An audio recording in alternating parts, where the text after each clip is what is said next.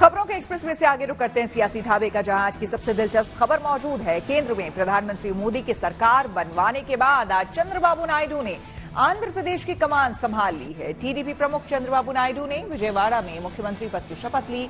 नायडू के अलावा पवन कल्याण समेत 25 विधायकों ने भी मंत्री पद की शपथ ली। चंद्रबाबू नायडू चौथी बार प्रदेश के मुख्यमंत्री बने हैं। शपथ ग्रहण समारोह में प्रधानमंत्री नरेंद्र मोदी, गृह मंत्री अमित शाह और स्वास्थ्य मंत्री जेपी नड्डा भी शामिल हुए।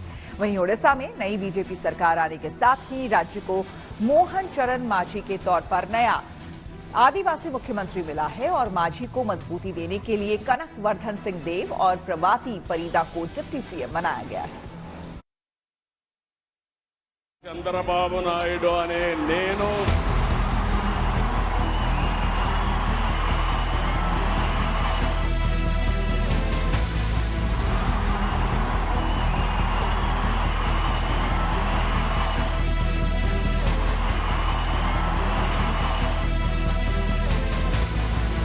मंच चंद्रबाबू नायडू का था, मौका शपथ ग्रहण का था।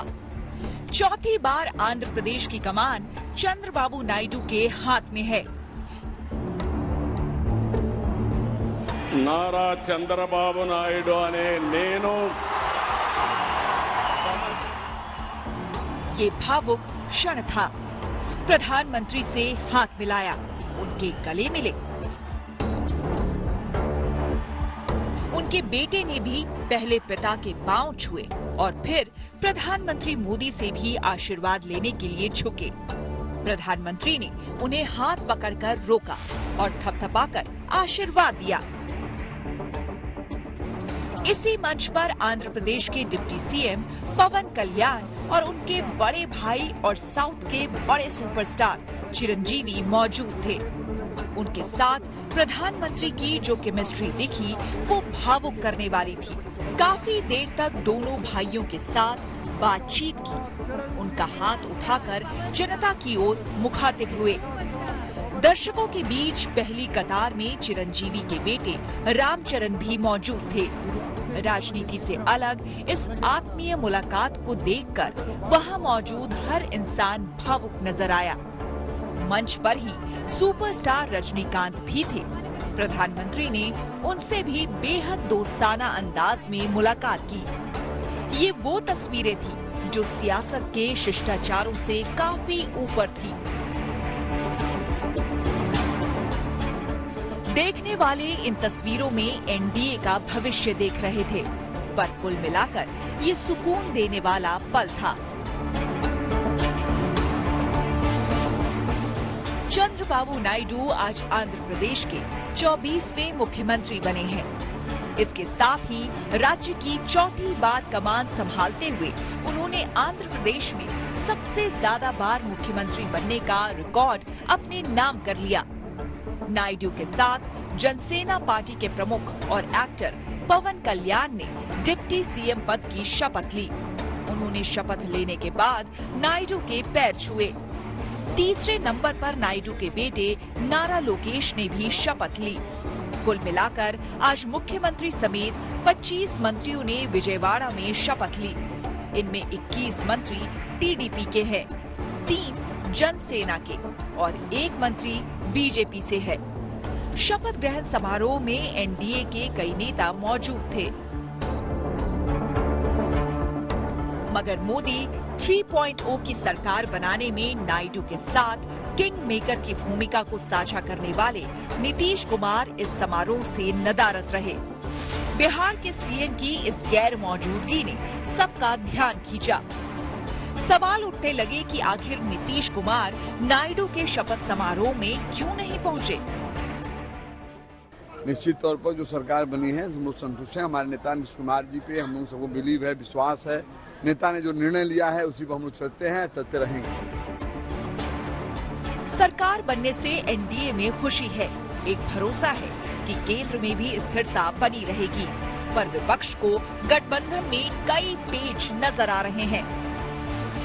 हमारे कुछ प्रश्न नरेंद्र मोदी जी से और भारतीय जनता पार्टी से हैं। अब नरेंद्र मोदी जी सरकार का क्या करेंगे?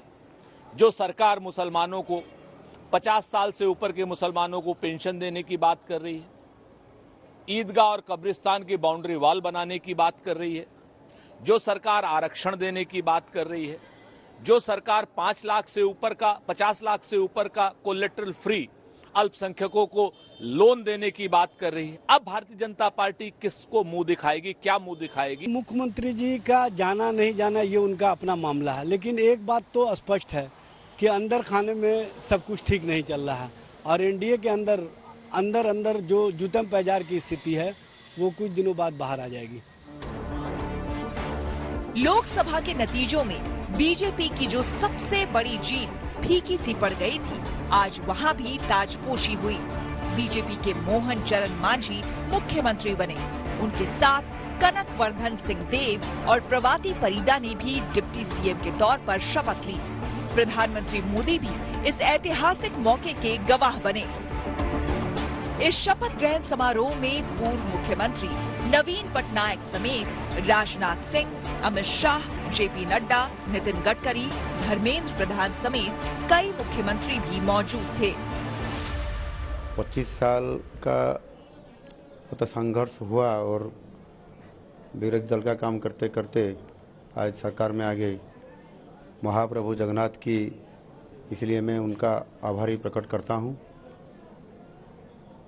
और उड़ीसा का 4.5 कोटी लोगों का उनको भी धन्यवाद दे रहा हूं। और मेरे को महाप्रभु जगन्नाथ जी इतना बड़ा दायित्व दिया है उड़ीसा क्षेत्र में काम करने के लिए और वो दायित्व निश्चित रूप से मैं निभाऊंगा। उड़ीसा लोगों का काम करने के लिए मैं निश्चित रूप से दायित्व लिया है और संकल्प भी लिया है। 16 साल बाद उड़ीसा में कमल खिला है। अकेले दम पर पहली बार बीजेपी की उड़ीसा में सरकार बन रही है। बीजेपी को 147 सीटों में से 78 सीटें मिली हैं। 24 साल तक नवीन पटनायक मुख्यमंत्री रहे। इस बार उड़ीसा की कमान मांझी के हाथ में है और लोगों को उम्मीद है कि मांझी सरकार पतवार पर मजबूत पकड़ बनाए रखेंगे। Bureau report, good news today.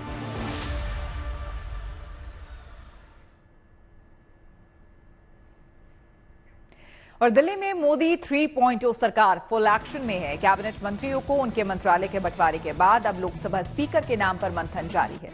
हालांकि मंत्रालयों के बंटवारे के पहले से ही टीडीपी स्पीकर पद के लिए दावेदारी ठोक चुकी है। वहीं जेडीयू भी इस पद की मांग कर रही है। हालांकि बीजेपी ने केंद्रीय परिषद में महत्वपूर्ण मंत्रालयों को बरकरार रखकर अपनी मंशा साफ कर दी है। इसके साथ ही वो लोकसभा स्पीकर का पद भी अपने पास रख सकती है, क्योंकि ये संकट की स्थिति में काफी महत्वपूर्ण होगा।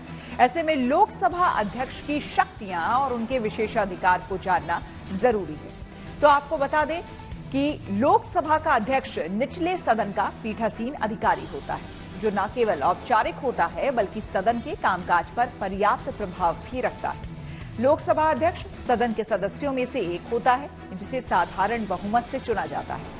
अध्यक्ष का पद धारण करने वाली पार्टी या फिर गठबंधन विधायी एजेंडे पर काफी प्रभाव डाल सकता है, जो बदले में सरकार के कानूनों और नीतियों के कार्यान्वयन को प्रभावित कर सकता है। वहीं सदन के नियमों की व्याख्या से लेकर व्यवस्था बनाए रखने और सदस्यों के निष्कासन तक लोकसभा अध्यक्ष ये सब करता है। अध्यक्ष लोकसभा और राज्यसभा के संयुक्त सत्रों की अध्यक्षता भी करता है। अगर कोरम की कमी होती है तो वो बैठकों को स्थगित कर देता है और यदि आवश्यकता हो तो टाई ब्रेकिंग वोट डालता है। अध्यक्ष ये निर्धारित करता है कि सदन में पेश किया गया विधेयक धन विधेयक है या फिर साधारण विधेयक। ये बेहद महत्वपूर्ण है, क्योंकि विधेयक का पारित होना इस बात पर निर्भर करता है कि इसे किस तरह लिस्टेड किया गया है। इसके अलावा सदन की समितियां जो मतदान से पहले किसी नीति पर चर्चा और विचार विमर्श करती हैं, अध्यक्ष की ओर से गठित की जाती हैं। संसदीय समितियों के सदस्यों और अध्यक्षों को नामित करने का अधिकार अध्यक्ष को ही होता है। हालांकि लोकसभा अध्यक्ष का पद उतना शानदार और आधिकारिक नहीं है जितना आपको लगता है। 2008 की एक घटना, जब लोकसभा अध्यक्ष और भारतीय कम्युनिस्ट पार्टी मार्क्सवादी के दिग्गज सोमनाथ चटर्जी को अपनी पार्टी की सदस्यता खोनी पड़ी, क्योंकि उन्होंने लोकसभा अध्यक्ष के रूप में अपने कर्तव्य को प्राथमिकता दी थी।